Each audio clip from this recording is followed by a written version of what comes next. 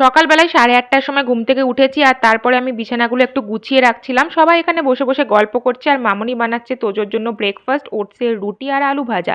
আর আমি এখানে নিয়ে নিয়েছি গরম চা বানিয়ে, সবার সাথে গল্প করতে করতে চা খেতে খেতেই ব্রেকফাস্টে এসে হাজির। ব্রেকফাস্টে ছিল আজকে ঘুগনি আর তার সাথে খেজুর গুড়ের পায়েস। আর কোথাও গিয়ে তোজো ডান্স প্র্যাকটিস করবে না তা তো হতেই পারে না।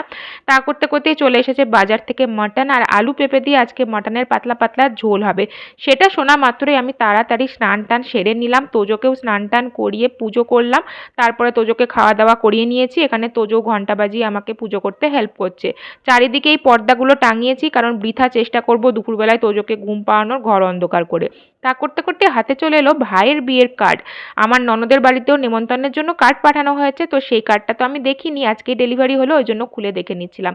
তা করতে করতেই বেশ জমিয়ে একটা লাঞ্চ করার পর সারা দুপুর তোজোর অত্যাচার সহ্য করলাম, আর বিকেলবেলায় গরম গরম চা খেয়ে নিজের মাথা ছাড়ালাম।